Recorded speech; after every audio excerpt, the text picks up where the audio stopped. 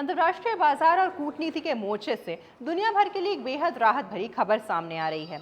पिछले कई महीनों से अमेरिका और ईरान के बीच चला आ रहा गंभीर तनाव और युद्ध जैसी स्थिति आखिरकार खत्म हो गई है। अमेरिकी राष्ट्रपति डोनाल्ड ट्रंप और ईरानी राष्ट्रपति मसूद पेज़ेश्कियान ने एक ऐतिहासिक शांति समझौते पर हस्ताक्षर कर दिए हैं। इस समझौते के बाद दुनिया की कुल तेल जरूरत का करीब 20% हिस्सा पूरा करने वाला सबसे महत्वपूर्ण समुद्री मार्ग यानी हॉर्मुज़ स्ट्रेट पर लगी अमेरिकी नाकाबंदी हटा दी गई है और तेल गैस के जहाज़ों का आना जाना दोबारा शुरू हो गया है।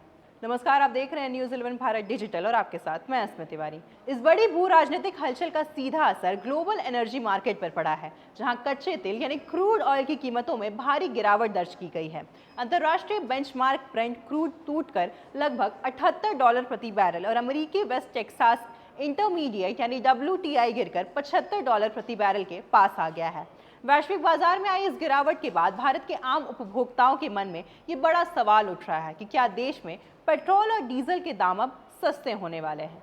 इस अहम सवाल और आम जनता की उम्मीदों के बीच केंद्रीय पेट्रोलियम एवं प्राकृतिक गैस राज्य मंत्री सुरेश गोपी का एक बड़ा और बेहद महत्वपूर्ण बयान सामने आया है।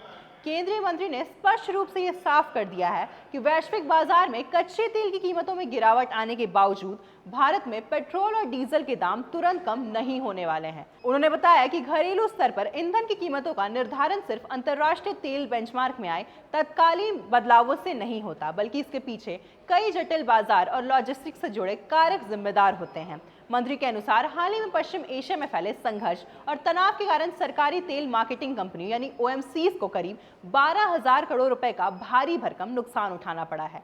संघर्ष के दौरान जब तेल की कीमतें रिकॉर्ड स्तर पर थी, तब सरकार ने देश के आम उपभोक्ताओं को महंगाई के झटके से बचाने के लिए उस बढ़े हुए बोझ का एक बहुत बड़ा हिस्सा खुद वहन किया था, जिसकी वजह से ये भारी घाटा हुआ है। केंद्रीय मंत्री ने यह भी समझाया कि अंतर्राष्ट्रीय बाजार में कीमतें घटने के बाद भी घरेलू बाजार तक इसका असर पहुंचने में समय लगता है। कम दरों पर खरीदे गए कच्चे तेल को विभिन्न समुद्री रास्तों से होते हुए भारत पहुंचने में एक निश्चित समय लगता है। इसके अलावा वर्तमान में हॉर्मुज़ स्ट्रेट फिर से खुलने के बाद वहां तेल के जहाज़ों का ट्रैफिक बहुत ज्यादा बढ़ गया है, जिसे सामान्य होने में अभी वक्त लगेगा। उन्होंने राज्यों पर भी निशाना साधते हुए कहा कि जब कीमतें आसमान छू रही थी, तब किसी भी राज्य ने ईंधन पर अपनी ड्यूटी या टैक्स कम करके अपना राजस्व यानी रेवेन्यू कम नहीं किया। केंद्र सरकार और तेल कंपनियों दोनों को सुचारू रूप से अस्तित्व में बने रहना है, इसलिए घाटे की भरपाई और लॉजिस्टिक्स की दिक्कतों को देखते हुए कीमतों में तुरंत कटौती संभव नहीं है। हालांकि लंबे समय से इस तेल क्रैश के भारत को कई बड़े फायदे मिलेंगे, जैसे देश का आयात बिल करीब 1.1 से 1.3 लाख करोड़ रुपए तक कम हो जाएगा। चालू खाता घाटा घटेगा, भारतीय रुपया मजबूत होगा और आने वाले समय में महंगाई पर लगाम लगने के साथ साथ शेयर बाजार को भी बड़ा बूस्ट मिलेगा। लेकिन देश के आम आदमी को पेट्रोल डीजल की कीमतों में सीधी कटौती के लिए अभी थोड़ा इंतजार करना होगा।